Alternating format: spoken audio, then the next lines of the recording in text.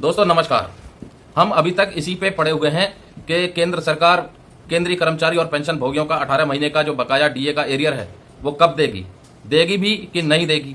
हम चिट्ठियां खोजते रहते हैं कि अब देगी या तब देगी, सोशल मीडिया पर सर्च करते रहते हैं।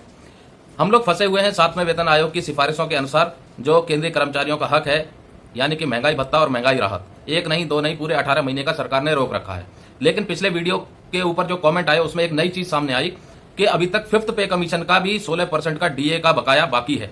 2-3 लोगों ने कमेंट किए हैं कि सर 5th पे कमीशन के दौरान जो 16% डीए रोक रखा था, क्या उसका भुगतान देने के लिए सरकार राजी हुई है या नहीं, या कोई ऐसा ऑफिशियल लेटर आया है या नहीं। अगर 5th पे कमीशन का भी अगर कुछ है तो फिर तो यह दुर्भाग्यपूर्ण है कि 5th पे कमीशन का भी बकाया अभी तक पेंडिंग है। तो फिर ये सरकार को सोचना चाहिए कि किस तरीके से वो पॉलिसियों को फ्रेम कर रही है कि 5th पे कमीशन वालों का भी अगर बकाया डीए का भी रह गया है और उनको भुगतान नहीं हुआ है तो इससे ज्यादा दुखद बात कुछ नहीं है।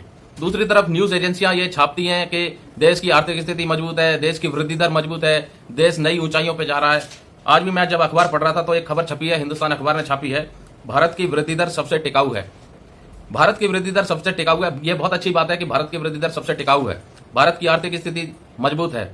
अगर भारत की आर्थिक स्थिति मजबूत है, वृद्धि दर टिकाऊ है, तो फिर केंद्रीय कर्मचारी और पेंशन भोगियों को उनके हक की चीजें क्यों नहीं मिल रही, क्यों रैलियां निकल रही हैं, क्यों धरने प्रदर्शन हो रहे हैं, क्यों भूख हड़ताल तक हो रही है। तो ये चीजें कहीं ना कहीं दर्शाती हैं कि अगर भारत की स्थिति मजबूत है तो केंद्रीय कर्मचारी और पेंशन भोगियों को उनके हक से वंचित रखा जा रहा है। तो इस बार कहीं ना कहीं इस आंदोलन को देख करके जिस प्रकार से केंद्रीय कर्मचारी और पेंशन भोगियों ने लगाया हुआ है अपने इस आंदोलन पर जोर शोर से चर्चाएं चल रही हैं, चाहे वो न्यू पेंशन स्कीम हो, ओल्ड पेंशन स्कीम हो, 1 रैंक 1 पेंशन 2 की विसंगतियां हो, या 18 महीने के डीए का एरियर हो, या रिवीजन ऑफ पेंशन और पेमेंट की बात हो, फिटमेंट फैक्टर की बात हो, तो कहीं ना कहीं इस बार केंद्र सरकार को 2024 में इस बात का जरूर मलाल रहेगा कि क्यों हमने केंद्रीय कर्मचारी और पेंशन भोगियों को उनके हक से वंचित रखा है।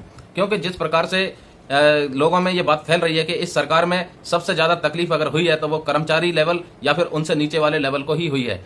बात वो करते हैं कि जवानों के साथ हैं, किसानों के साथ हैं, लेकिन शायद वो उनके लिए वो चीजें नहीं कर पा रहे जिसके लिए वो आशा करते थे इस सरकार से, और जिस चीज के लिए उन्होंने इस सरकार को वोट दिया था, ताकि उनकी जो पेमेंट है, पेंशन है, उनकी आर्थिक स्थिति मजबूत हो, उनका रहन सहन मजबूत हो।